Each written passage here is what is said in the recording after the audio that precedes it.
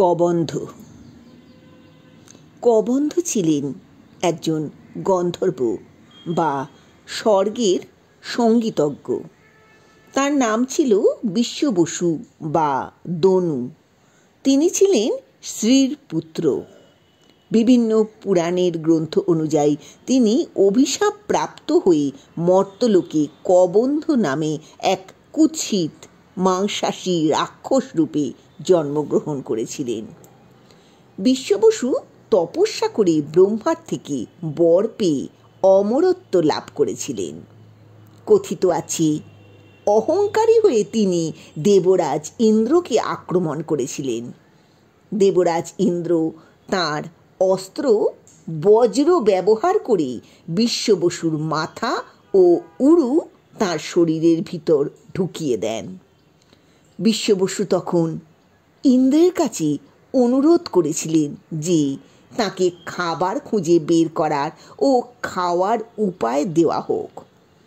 বিশ্ব বসুর অনুরোধে ইন্দ্র তাকে দুটি লম্বা হাত এবং একটি মুখ তার পেটে দিয়েছিলেন।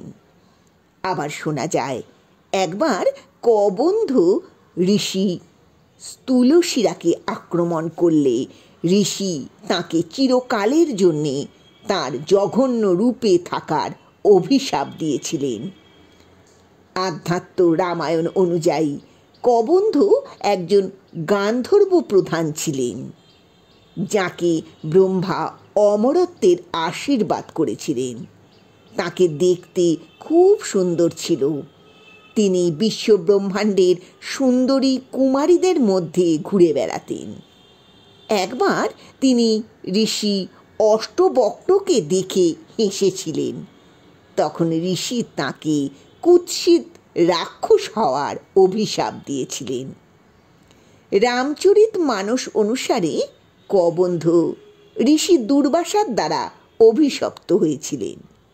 তবে কবন্ধ পাপ মুক্তির উপায় সম্বন্ধে জানতে চাইলে দেবরাজ ইন্দ্র এবং অন্যান্য ঋষিরা বলেছিলেন, শ্রী শ্রী রামচন্দ্র এবং তাঁর ভ্রাতা লক্ষ্মণ তাঁর দুই হাত কেটে হত্যা করলে তিনি শাপ মুক্ত হয়ে পুনরায় স্বর্গে ফিরে যাবেন।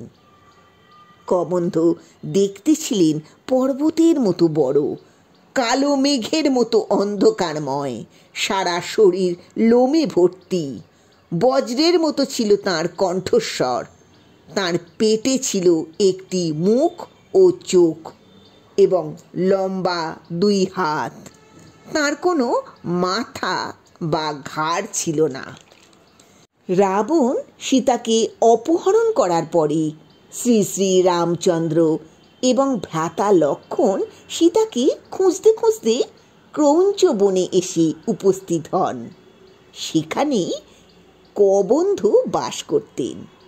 নরখাদক কবন্ধ রামচন্দ্র ও লক্ষ্মণকে দেখতে পেয়ে খাওয়ার জন্য তার লম্বা হাত বার করে তাদের ধরে ফেলেন।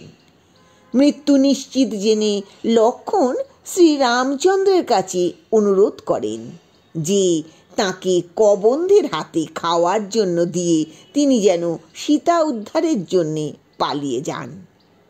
তবে রামচন্দ্র ও লক্ষ্মণ বুঝতে পারেন কবন্ধের সমস্ত শক্তিই রয়েছে কবন্ধের হাতে।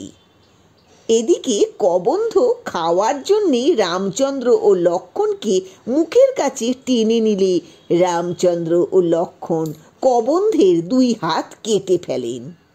রাক্ষস কবন্ধ প্রবল গর্জন করে মাটিতে পড়ে যান। শ্রীরামচন্দ্র এবং লক্ষ্মণ এরপর যখন তাঁদের পথে এগিয়ে যাচ্ছিলেন, তখন কবন্ধ তাঁদের অনুরোধ করেন তাঁর মৃতদেহের দাহ কার্য সম্পন্ন করার জন্যে। রাম ও লক্ষ্মণ রাক্ষসের কথা মতো তাকে দাহ করলেন। তখনই আগুনের চিতা থেকে উঠে এলেন গান্ধর্ব বিশ্ব বসু। স্বর্গ থেকে রথ আসে বিশ্ব বসুকে নিতে।